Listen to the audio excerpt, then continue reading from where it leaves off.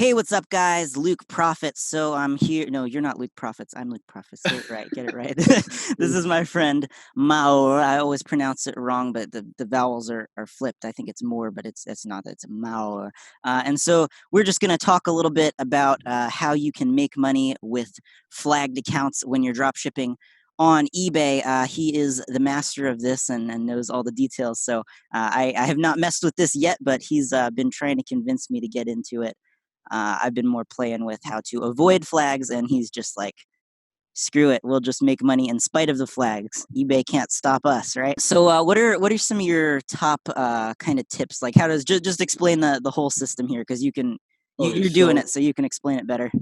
Okay, so about the flagged account, I think it's already official. eBay released, I think, 2 months ago, a new policy, and they mentioned if you're doing retail dropshipping, we will just lower your exposure and we'll just put your listing on page 20 and stuff.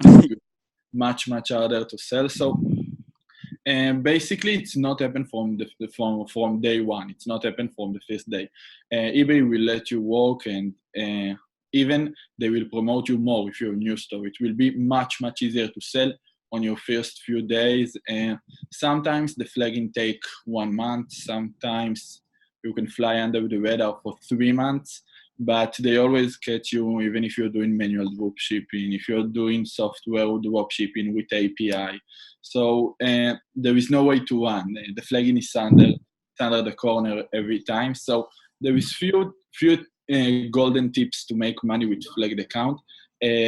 But my first and the most important tip for flagged account is keep your expenses low until you are getting flagged. Because I'm from Yabala and I'm speaking with clients all the day.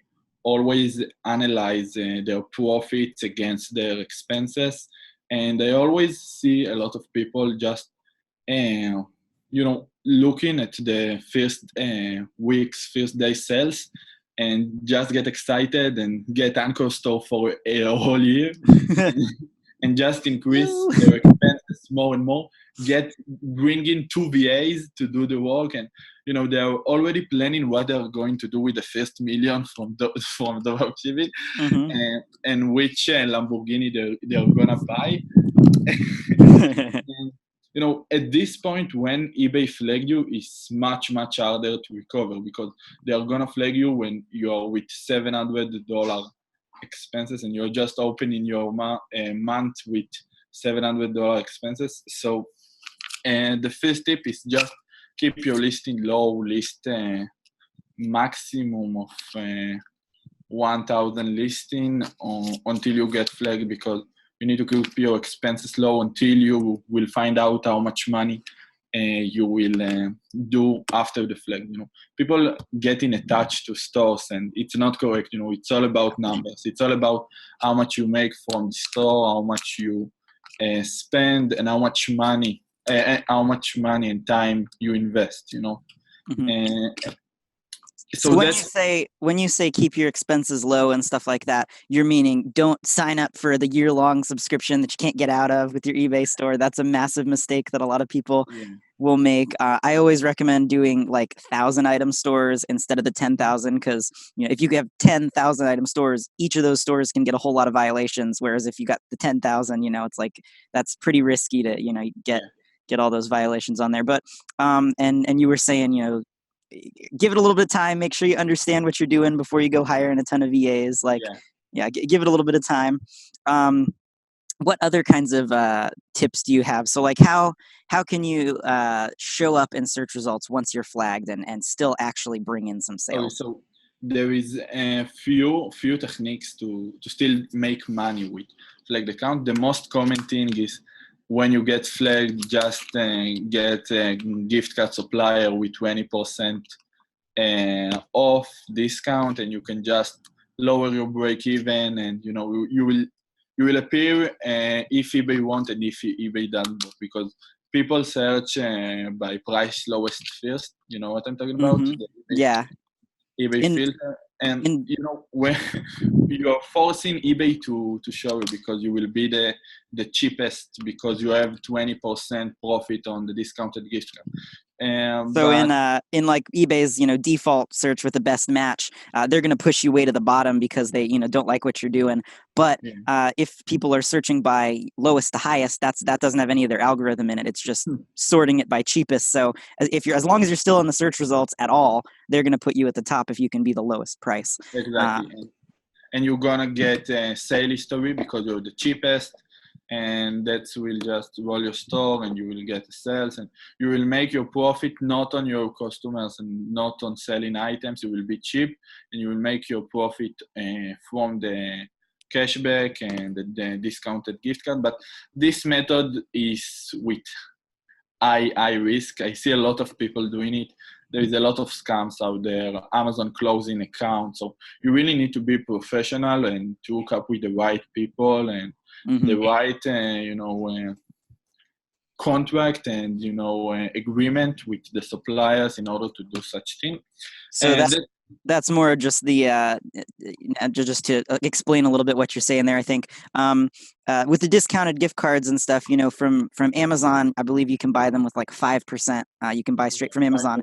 But even if you're buying millions, even if you're buying millions per month, they will just offer you 5%.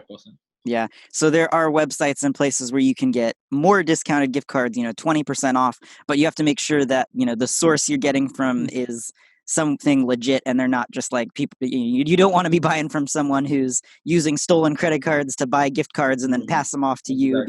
Because, if that gets caught, then your account would get shut down with Amazon. Exactly. In generally, I don't recommend to use a discounted gift card. The ideal is to live in the United States, have Amazon cashback card, just 5% profit on all of your orders. But there is a lot of international dropshippers that just looking for the easiest way to make money.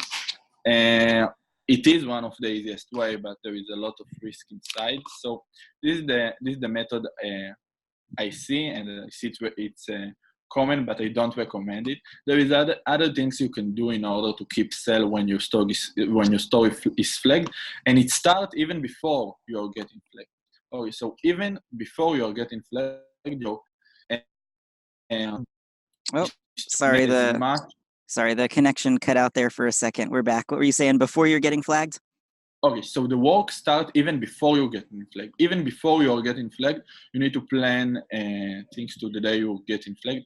You need to gain as much sale history as you can. If that means selling at low margins on the start and just listing 50 or 100 items in order to get really high sell-through and get promoted on eBay Cassini search engine. I'm not speaking Chinese, right? You're with me. Yes, yeah.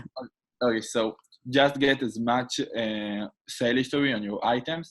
So that's what you can do before the flag. And it's all relative. If you have 50 or 100 sales per day before you're getting flagged, of course you're gonna lowered to 10, 15. If you have 10, you will be lowered to 1 or 2. Yep. So it's all relative. So you need to make sure you're working full power before the flag. And after the flag, there is still things you can do. I recommend a few things. One, working with expensive items. Why? Because a lot of people doesn't do it, and there is a lot of margins there. You will make 5% of every order if you have Amazon cashback card. And that will just make your margins higher. You will get more cashback if you're using mystery bots. So that's one of the things you can do. Another thing you can do is list a lot of variation items. Why?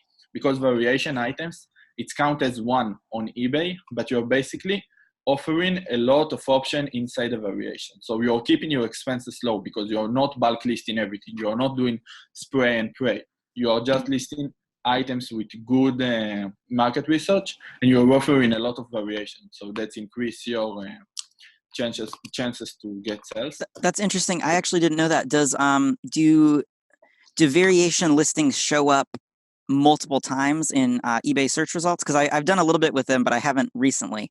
Does it Okay, show up so like each variation is its own thing in eBay, or is it just like one? I thought it was just one, but it's not like Amazon, so that each variation have its own title and its own description. You have one title, one photo, and one description.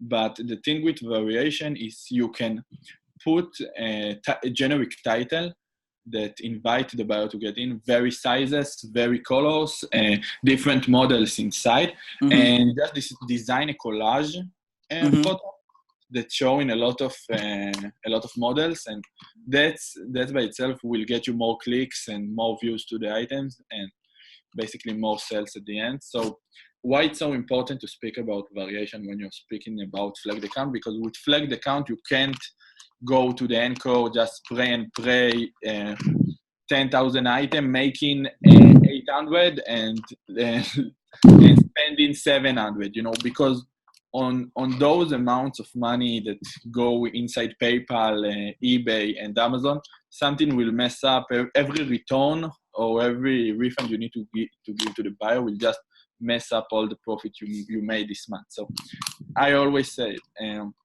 keep your expenses low, and the golden key is to keep your listing low and still attractive. So uh, that's about variation. Few more things you can do is list open box item. So if you don't know, look, if you're listing open box item, it will show up on the search engine. Same as the new. If you're filtering by condition new, you will mm-hmm, still see the open box item. mm-hmm, And with open box, you can be much, much cheaper than the new item. So again, you're gonna be on the cheapest first, right? yeah, mm-hmm, I've listed the open box item 6 days ago, and I have around 120 views. So that's generate a lot of views. You can put crazy margins because you're listing, by the way, Yabble support open box item, listing and monitoring. You're listing open box item from Amazon, so you are still dropshipping with the well-known supplier, mm-hmm, and you can be just half of the price, 20% of the price of new item, and it's way, way more competitive than just take the new items everyone do and just list them with mm-hmm, different titles and photo. And one more thing you can do is feature that make you use your creativity. It's bundling. mm-hmm, There is a trend in the Halloween to sell mom and son costumes, couple costumes mm-hmm, together. So Yabale give you the option to combine two items into one. So that means your item gonna be unique on eBay. mm-hmm. When you So have you can say this Amazon item and this Amazon item together as a package and sell that on eBay, and then have it order both when you're exactly, yeah, yeah, exactly. And when you have unique item, you don't need to compete a lot of sellers, and you're not said when you're on page 20, because it's unique item. If people will search it, they will get to this listing, and that's it. That's few strategies to still make money on flagged account. And just remember the golden key. Don't get the golden rule. Don't get attached to the store. Don't get sensitive. Just think about numbers. After it's flagged, this store is making money. Yes, let's open 5 more stores. It's mm-hmm, not making money. Let's try to change. Let's try to list more, list less. mm-hmm, I think dropshipping, it's being accountant. It's just numbers. Numbers mm-hmm. and bit of creativity and optimization. Mm-hmm. One other question for you. So I know, the whole game with this is to be the cheapest price, so that when they sort by price, you're right at the top there. What kind of what amount do you usually go for, whether it's dollars or percent, with this, trying to be the cheapest? Do you? I assume you don't look at every single item and just figure out the exact, by 1 cent cheaper than everybody else. You must like sort of generalize, and like what kind of percent or dollar amount do you go for? Do you go for nothing up front after the eBay fees, or like how does Okay, that work? that's a good point. When I'm doing market research and what I teach my students, when you have new store, you just need to find out, doing scraping, find out which items sell, and find out if your break even plus a bit of profit is lower than this seller that sold a lot, you know. So when you're a new store, you just need to compete the items that sold. You don't need to look about all of the items. Of course, your title gonna be unique, your photo gonna be unique. So you just need to make sure you are cheaper than your main competitor. But you know, when you're listing a lot, it's hard to remain the lowest. So you need to do things in order to attract buyer, like photos. I saw people using watermarks, optimized title. You need good, you know, state for your store. But for your question, I'm working between 5 to 10% because I prefer working with percentages. You know, if the price go up or down, I prefer the profit will be relative to the price. And especially with high profit, expensive items, that can make a big difference. For me, who usually does cheaper items and stuff, I prefer to just make, you know, a set amount per sale. One more thing that I wanted to speak about regarding flagged account. You know, I'm working on Yabale and I'm speaking with a lot of people, and I always like to see unique ways to make money with flagged account. We have one of the customers that doing like expensive niche. I will not tell you the niche, but he found out one of the most wanted niche on eBay, and he just listed all of the expensive stuff from Amazon. And the niche, even if he's not you know, competitive, he branded himself as this niche seller, and he's just making a lot of money. And I also love to see people get creativity with stuff like add-ons. You know, you can't order add-on unless you have pre-order item. You combine between them and then cancel the pre-order. And you still here? Yeah, sorry, it was breaking up for a second, but we're good. Okay, so our automation added support for add-on items. So I saw people just filling their store with add-ons because there is no competition. No one lists add-ons because it's too much of it's too complicated. Complicated. Thank you for helping. It's too complicated. So I saw people just listing bulk of add-ons, putting really high profits, and they just sell because no one dealing with add-ons. So those kind of tweaks of, you know, overcome obstacles and taking the unpopular niches and unpopular ways and making money from them. That's really nice stuff you can think about and maybe do by yourself if you're flexible. So top tips, be creative, be the cheapest price if you have a bunch of competition, or do stuff that makes sure that there isn't a lot of competition. And then you're going to be one of the only results. So even if you're pushed to the bottom, if there are only 3 results, you're still going to be in the top 3. And then always, keeping your expenses low as well. Yeah, keeping your expenses low, and always make sure you're working less, and you are maximizing your profit and minimizing the time and effort you're putting into this business.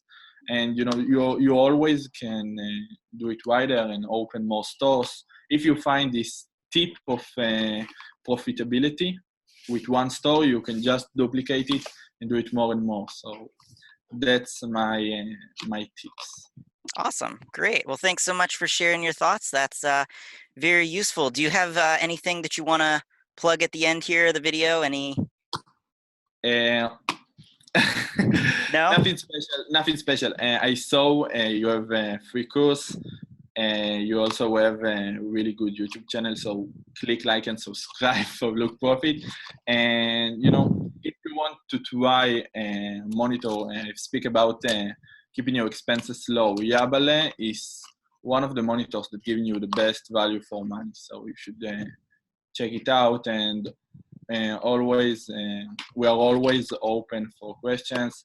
My name is Maor Mashi on Facebook if you want to ask anything. And thank you, Luke, for hosting me today. Yeah, sure thing. Awesome.